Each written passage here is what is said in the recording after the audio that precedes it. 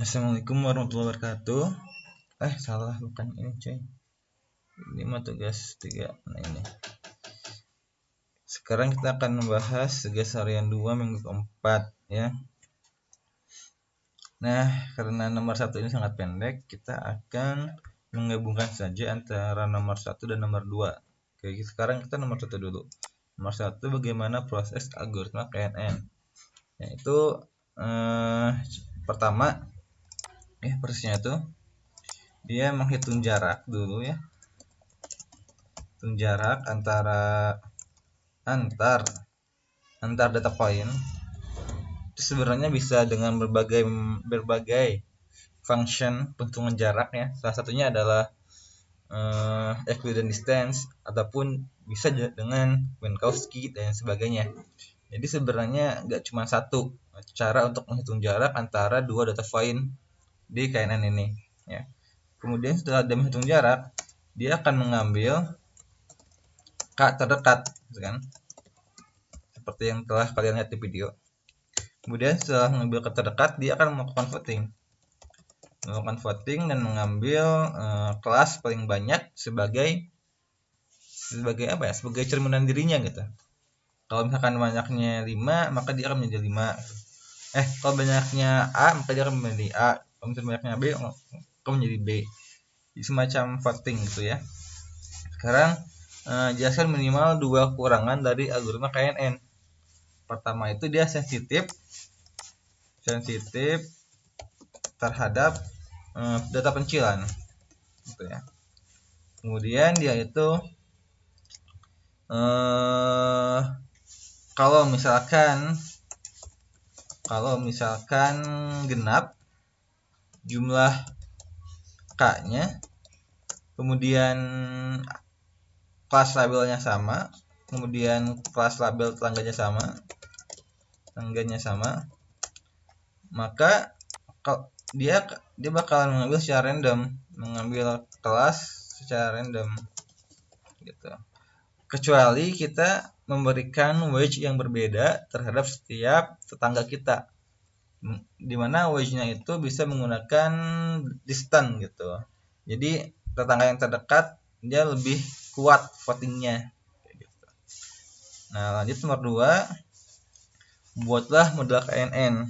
Kemudian training model tersebut kepada data X train dengan hiperparameter kombinasi antara 2 sampai 20 dan Y bernilai uniform dan distance. Kemudian lakukan prediksi terhadap data X, tes untuk model di setiap kombinasi K dan Y, kemudian skor akurasi dan lain sebagainya. Oke ya, saya asumsikan kalian telah membaca soal ini, pasti sudah membaca ya. Langsung saja kita akan mencoba menjawab soal ini. Oke. Jadi di sini kita mempunyai data X-train dan X-test. Kemudian juga kita akan mencoba membuat model, kemudian melakukan prediksi. Nah, saya rasa di antara kalian tuh ya banyak yang bingung, terutama banyak yang berasumsi sendiri tentang apa perbedaan dari X-train dan X-test. Jadi X-train itu adalah data untuk melakukan training kepada model atau data di mana si model ini belajar gitu. Jadi X-train-nya adalah data sampel, sedangkan X-test adalah data yang akan memvalidasi apakah si model ini tuh dia telah belajar dengan baik atau enggak. Dan nanti topik ini tuh sebenarnya akan kalian terima di hari ketiga gitu. Kayak gitu.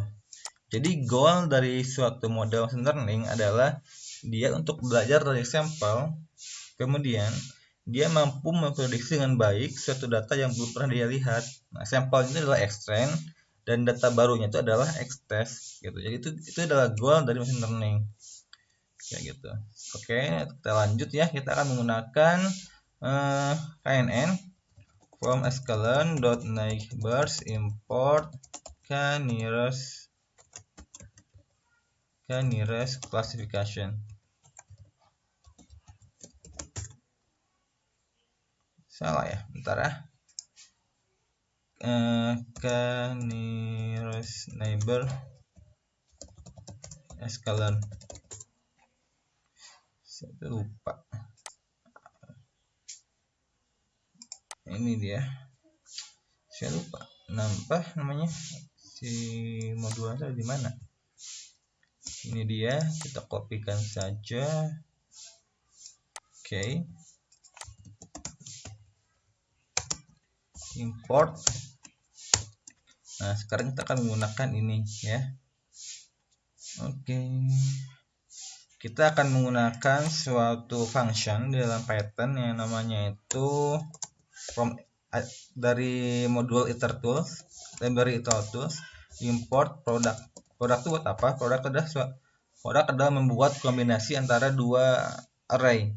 Misalkan ya, saya mempunyai k-nya itu rentang antara ks atau ks ya, nv.arrange 2 sampai 21 ya. Kemudian wedge-nya itu adalah distance dan uniform. Nah, dengan menggunakan fungsi product ini akan membuat kombinasi antara kedua nilai ini. Kita coba lihat ya. ks wedge hts products. Oke, ya. Oke. Gini. Nah, ini dia. Kita coba lihat. Nah, itu kan ya. Ini 2 distance, 2 uniform, 3 distance, 3 uniform, 4 distance, 4 uniform. Jadi dia membuat kombinasi antara keseluruhan nilai ini. Yang ini sama yang ini. Membuat kombinasi antara dua nilai itu. Oke, kita akan menggunakan function ini ya. From for k, wedge in product ks wedge hts. Nah, sekarang saya akan terlebih dahulu membuat fungsi yang dimana fungsinya itu dia akan menerima input k dan input wedge.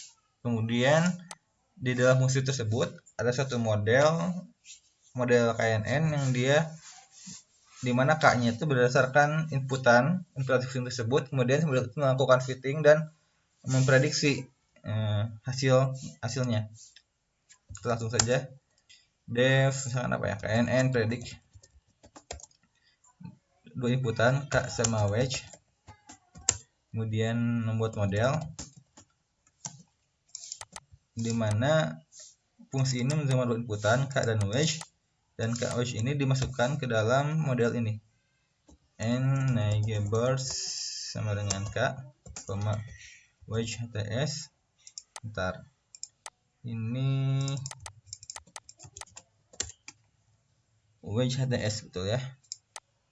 Wedge. Ini ada nilainya wedge. Kemudian model ini belajar terhadap data training. Kemudian melakukan prediksi ya, skor model.score x train dan x test, ini kurang y train, ini y test, kayak gitu ya. Kemudian kita return nilai skor tersebut. Oke, sekarang kita panggil fungsi ini di setiap looping ya. Kemudian masukkan skornya, skor. Tuh. Kemudian kita berikan input k dan wedge ya. Nah, kita kan akan memasukkan ya. Apabila wedge-nya adalah uniform, maka skornya itu masuk ke nilai list uniform score. Ya. Kemudian apabila wedge-nya adalah distance itu artinya dia akan menghitung jarak antar data point gitu. Jadi memberikan wedge berdasarkan jarak. Apabila wedge-nya distance, maka akan memasukkan skornya ke dalam list distance ya. Skor kayak gini. If wedge sama dengan uniform, maka list uniform score yang dimaksud uniform score .append score. Kalau misalkan wedge-nya adalah distance, maka kita masukkan skornya ke dalam variabel list distance scores gitu. .append score kayak gitu. Kita coba. Ada yang salah, wedge is not defined. Wedge is not defined. Oke, ini apa? Oke, ini N, ini K, ini wedge.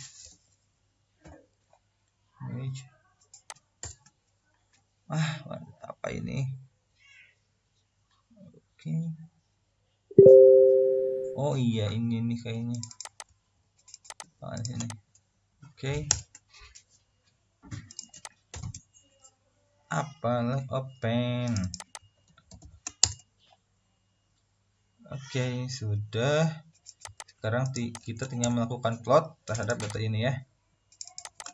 Kita buat dulu figur sama aksesnya, filter subplots. Kemudian kita plot data ini dengan x-nya adalah K dan y-nya adalah score. Ini list uniform score. Kita kasih warna biru aja ya. Labelnya adalah uniform score. Kemudian ini adalah plot untuk data distance coy. Kemudian kita kasih warna green aja. Kemudian labelnya adalah distance scores. Oke. Nah, sekarang kita coba lihat seperti apa gambarnya. Ada yang salah lagi, belum diimport library-nya.